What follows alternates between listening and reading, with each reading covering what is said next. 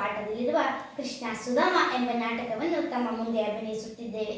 ನನ್ನ ಹೆಸರು ರಶ್ಮಿ, ನಾನು ಸುಧಾಮನ ಪಾತ್ರದಲ್ಲಿ ಅಭಿನಯಿಸುತ್ತಿದ್ದೇನೆ. ನನ್ನ ಹೆಸರು ಪೃಥ್ವಿ, ನಾನು ಸುಧಾಮನ ಮಗಳಾಗಿ ಅಭಿನಯಿಸುತ್ತಿದ್ದೇನೆ. ನನ್ನ ಹೆಸರು ದಿಶಾ, ನಾನು ಕೃಷ್ಣನ ಪಾತ್ರದಲ್ಲಿ ಅಭಿನಯಿಸುತ್ತಿದ್ದೇನೆ. ನನ್ನ ಹೆಸರು ಇಂದು, ನಾನು ಕೃಷ್ಣನ ಹೆಂಡತಿ ರುಕ್ಮಿಣಿ ಅಭಿನಯಿಸುತ್ತಿದ್ದೇನೆ. ನನ್ನ ಹೆಸರು ಭಾಗ್ಯಶ್ರೀ, ನಾನು ಸುಧಾಮನ ಹೆಂಡತಿಯಾಗಿ ಅಭಿನಯಿಸುತ್ತಿದ್ದೇನೆ. ನನ್ನ ಹೆಸರು ಮಾನ್ಯ, ನಾನು ಸುಧಾಮನ ಮಗಳಾಗಿ ಅಭಿನಯಿಸುತ್ತಿದ್ದೇನೆ. ನನ್ನ ಹೆಸರು ದಿಶಾಂತ್, ನಾನು ಸುಧಾಮನ ಮಗನಾಗಿ ಅಭಿನಯಿಸುತ್ತಿದ್ದೇನೆ.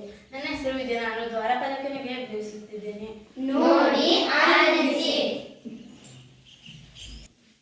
ಜೀವನದಲ್ಲಿ ಬರೀ ಕಷ್ಟಗಳೇ ಬರುತ್ತಿವೆಯಲ್ಲ, ಸುಖದ ದಿನಗಳು ಯಾವಾಗ ಬರುತ್ತವೋ ಅದೆಲ್ಲ ಆ ದೇವರಿಗೆ ಗೊತ್ತು. ಬಡತನ ನಮ್ಮ ಬೆನ್ನು ಹತ್ತಿದೆ, ಅದು ನಮ್ಮನ್ನು ಬಿಟ್ಟು ಹೋಗುವುದಿಲ್ಲ. ಬಡತನ ನಮಗಿರಲಿ, ಮನೆ ತುಂಬ ಮಕ್ಕಳಿರಲಿ ಎಂದು ದೇವರಲ್ಲಿ ಬೇಡಿಕೊಂಡೆಯೋ ಹೇಗೆ? ಮಕ್ಕಳಿರಲಿ ಅಂದಿದ್ದು ನಿಜ, ಆದರೆ ಅಮ್ಮ ಹಸಿವಾಗ್ತಿದೆ. ನನಗೂ ಹಸಿ ಊಟ ಕೊಡಮ್ಮ. ನೋಡಿದ್ರ, ಮಕ್ಕಳೆಲ್ಲ ಹಸಿವಿನಿಂದ ಕಂಗಾಲಾಗಿವೆ. ಪಾಂಡಿತ್ಯವುಳ್ಳ ಗಂಡ ದುಡಿತಾನೆಂದು ತಿಳಿದಿದ್ದೆ. ಯಾವುದಕ್ಕೂ ಕಾಲ ಕೂಡಿ ಬರಬೇಕಲ್ಲ. ಅಂತೂ ಇಂತೂ ನಮಗೆ ಬಡತನವೇ ಗತಿ. ಚಿಂತೆ ಮಾಡಿದರೆ ಏನು ಬಂತು? ಜೀವನದಲ್ಲಿ ಬಂದುದನ್ನು ಅನುಭವಿಸಿಕೊಂಡು ಹೋಗಬೇಕು, ಅದೇ ಮಾನವ ಧರ್ಮ. ನೀವು ನೀತಿ ಹೇಳುವುದರಲ್ಲಿ ಬಹಳ ಒಂದು. ನೀತಿ, ನಿಯಮ, ವಿಧೇಯತೆ, ಪಾಂಡಿತ್ಯ ಇದ್ದುದರಿಂದಲೇ ಗುರುಕುಲದಲ್ಲಿ ಶ್ರೀಕೃಷ್ಣನ ಪರಮ ಮಿತ್ರನಾಗಿದ್ದು. ಮಾತಿಗೂ ಶ್ರೀಕೃಷ್ಣನ ಸ್ನೇಹಿತನಾಗಿದ್ದ ಅಂತೀರಿ? ನಿಜಕ್ಕೂ ಶ್ರೀಕೃಷ್ಣನ ಪರಮ ಮಿತ್ರನಾಗಿದ್ದ. ಗುರುಕುಲದಲ್ಲಿ ಒಟ್ಟಿಗೆ ವಿದ್ಯಾಭ್ಯಾಸ ಮಾಡಿದೆವು. ಸತ್ಯ ಹೇಳಿದೆಯಾ? ಆ ಶ್ರೀಮಂತರೇ, ನೀವೆಲ್ಲಿ? ಯಾಕೆ ಸುಮ್ಮನೆ ಬಡಾಯಿ ಬಿಡ್ತೀರಾ? ಯಾಕೆ ಸುಳ್ಳು ಹೇಳಲಿ? ನಾನು ಶ್ರೀಕೃಷ್ಣ ಸದಾ ನನ್ನ ಜೊತೆಯಲ್ಲಿ ಇರುತ್ತಿದ್ದ. ನನ್ನನ್ನು ಕಂಡರೆ ಅವನಿಗೆ ಅಪಾರ ಕೀರ್ತಿ, ಸ್ನೇಹ, ಗೌರವ. ಅಂತಹ ಶ್ರೀಮಂತ ಸ್ನೇಹಿತರಿದ್ದರು. ಇಲ್ಲಿಯವರೆಗೆ ನೀವು ಏಕೆ ಅವರ ಹತ್ತಿರ ಸಹಾಯ ಕೇಳಲಿಲ್ಲ? ಬಡವನ ಅಥವಾ ದೊಡ್ಡವರ ನನಗೆ ಸಹಾಯ ಕೇಳಲು ಹೋಗಬಾರದು. ಸ್ನೇಹಿತರ ಎದುರು ಎಂತಹ ಸ್ವಾಭಿಮಾನ! ದಯವಿಟ್ಟು ಹೋಗಿ ಅವರಲ್ಲಿ ಸಹಾಯ ಕೇಳಿ. ಹೀಗೆ ಕೇಳುವುದು? ಆತ್ಮೀಯ ಗೆಳೆಯ ಅನ್ನುತ್ತೀರಿ, ಅಂದ ಮೇಲೆ ಸಹಾಯ ಮಾಡೇ ಮಾಡುತ್ತಾರೆ. ಇಲ್ಲ ಅನ್ನಲಾರ, ಆದರೆ ಕೇಳುವುದಕ್ಕೆ ಸಂಕೋಚ ಬೇಡಾರಿ. ಹಸಿದಿರುವ ಮಕ್ಕಳಿಗೋಸ್ಕರನಾದರೂ ಹೋಗಿ ಕೇಳಿ. ನನ್ನ ಗೆಳೆಯನ್ನು ನೋಡಲು ಹೊರಗೈಯಲ್ಲಿ ಹೋಗಲ್ಲ. ನೆನ್ನೆ ತಂದ ಅವಲಕ್ಕಿಯಲ್ಲಿ ಸ್ವಲ್ಪವೇ ಉಳಿದಿದೆ. ಮಕ್ಕಳ ಉಪಹಾರಕ್ಕೆ ಏನೇನು ಸಾಲು, ಅದನ್ನೇ ಕಟ್ಟಿಕೊಡಲೇ? ಅದನ್ನಾದರೂ ನನಗೆ ಕೊಡಮ್ಮ. ತುಸು ತಡೆದುಕೂ ಕಂದ. ದೇವರ ದಯೆ ಇದ್ದರೆ ಆ ಅವಲಕ್ಕಿ ಬಂಗಾರವಾದಿತು. ಕಟ್ಟಿಕೊಡಲೇ? ಸರಿ, ಹಾಗೆ ಮಾಡು.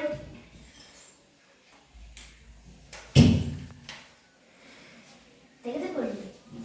ಬೇಗ ಹೋಗಿ ಬೇಗ ಬನ್ನಿ. ಮಕ್ಕಳನ್ನು ಚೆನ್ನಾಗಿ ನೋಡಿಕೊ. ಯಾರು ನೀನು? ಇಲ್ಲಿಗೇಕೆ ಬಂದಿರುವೆ? ನಾನು ಶ್ರೀರಾಮ, ಶ್ರೀಕೃಷ್ಣ ಪರಮಾತ್ಮನ ಸ್ನೇಹಿತ. ಹಾಗಿದ್ದರೆ ನಿಂತುಕೋ, ನಾನು ಮಹಾರಾಜರ ಹತ್ತಿರ ಹೋಗಿ ಕೇಳಿಕೊಂಡು ಬರುತ್ತೇನೆ.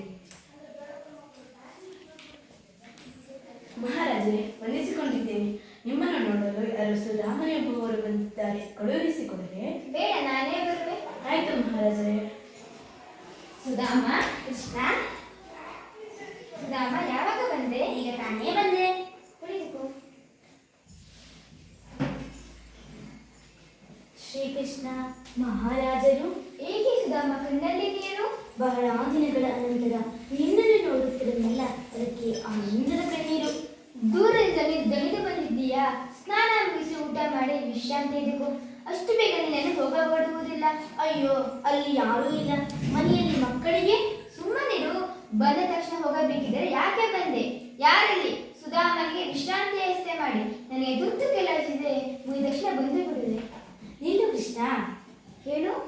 ನಿನಗಾಗಿ ಒಂದು ಉಡುಗೊರೆ ತಂದಿರುವೆ. ಏನು? ನಾವು ಗುರುಕುಲದಲ್ಲಿ ತಿನ್ನುತ್ತಿದ್ದ ಅವಲಕ್ಕಿ. ರುಕ್ಮಿಣಿ, ಕರೆದರ ಸ್ವಾಮಿ, ಕುಳಿತುಕೋ. ಯಾರು ಬಂದಿದ್ದಾರೆ ನೋಡು. ಓಹೋ, ಸುಧಾಮನೆ. ವಂದಿಸಿಕೊಂಡಿದ್ದೇನೆ.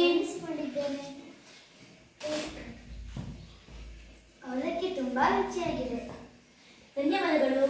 ಯಾರು ಮಾಡಿದ್ದು? ನನ್ನ ಹೆಂಡತಿ ಸುಶೀಲೆ ಮಾಡಿದ್ದು. ಅವಳನ್ನು ಏಕೆ ಕರೆದುಕೊಂಡು ಬರಲಿಲ್ಲ?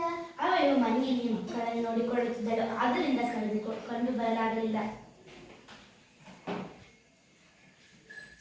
ಶ್ರೀಕೃಷ್ಣನಂತಹ ಮಿತ್ರನನ್ನು ಪಡೆದ ನಾನೇ ಧನ್ಯನು. ನನ್ನನ್ನು ಇನ್ನೂ ಮರೆತಿಲ್ಲ. ನಾನು ತಂದ ಅವಲಕ್ಕಿಯನ್ನು ತಾನು ತಿಂದು ತನ್ನ ಹೆಂಡತಿಗೂ ಪ್ರೀತಿಯನ್ನು ತಿನ್ನಿಸಿದ.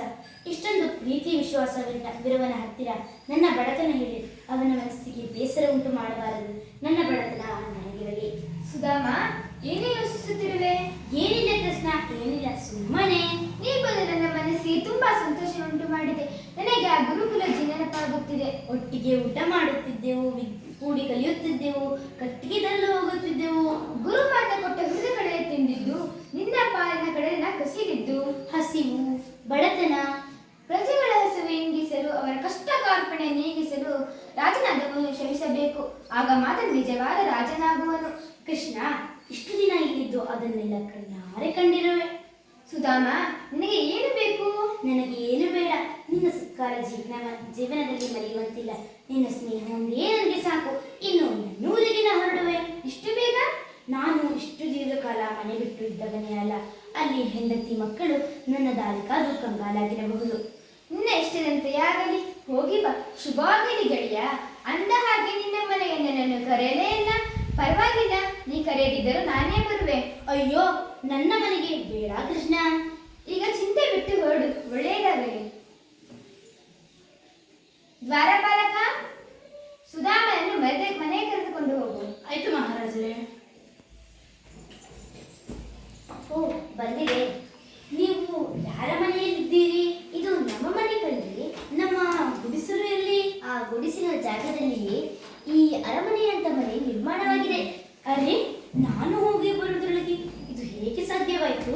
ನಿಮ್ಮ ಮಿತ್ರನ ಕೃಪೆಯಿಂದ. ನನ್ನ ಮಿತ್ರ ಶ್ರೀಕೃಷ್ಣನಿಂದಲೇ? ಹೌದು, ಆ ಮಹಾರಾಯ ಶ್ರೀಕೃಷ್ಣನಿಂದಲೇ. ನಾನು ಅವರನ್ನು ಸಹಾಯ ಮಾಡುವುದು ಕೇಳಿಯೇ ಇರಲಿಲ್ಲ. ನಿಜವಾಗಿಯೂ? ಸತ್ಯವಾಗಿಯೂ? ನೀವು ದ್ವಾರಕ ನಗರ ತಲುಪಿದ ದಿನವೇ ಅಲ್ಲಿಂದ ಸೇವಕರ ದಂಡು ಬಂತು.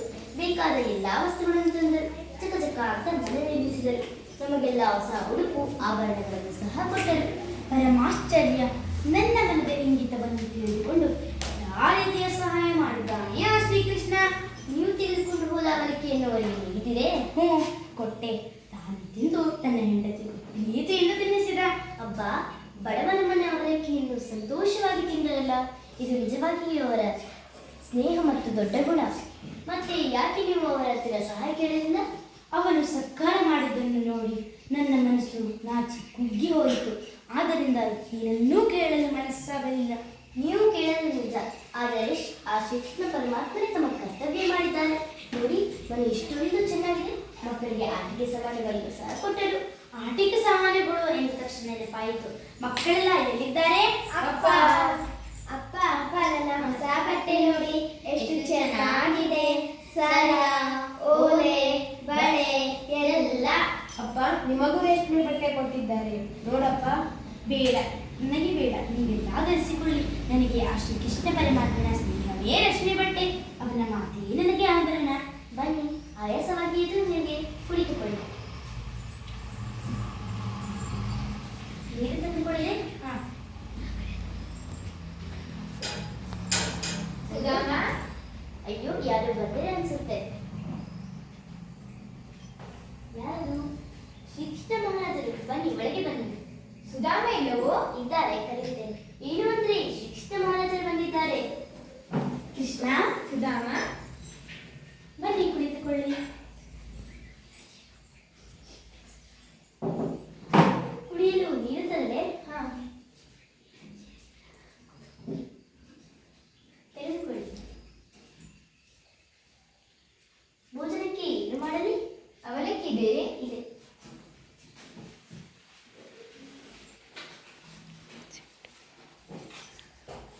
ತೆಗೆದುಕೊಳ್ಳಿ. ಹೇಗಿದೆ? ತುಂಬಾ ರುಚಿಯಾಗಿದೆ. ಧನ್ಯವಾದ.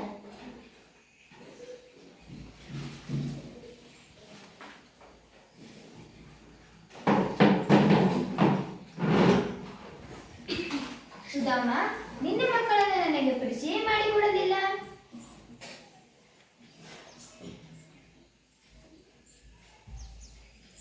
ಇವಳು ನನ್ನ ಮೊದಲನೇ ಮಗಳು. ಹೊಂದಿಸಿಕೊಂಡಿದ್ದೇನೆ. ಇವಳು ನನ್ನ ಮಗ. ಹೊಂದಿಸಿಕೊಂಡಿದ್ದೇನೆ. ಇವಳು ನನ್ನ ಎರಡನೇ ಮಗಳು. ಹೊಂದಿಸಿಕೊಂಡಿದ್ದೇನೆ. ಇವಳು ನನ್ನ ಧರ್ಮಪತ್ನಿ. ಹೊಂದಿಸಿಕೊಂಡಿದ್ದೇನೆ. ಹೇಗಿತ್ತು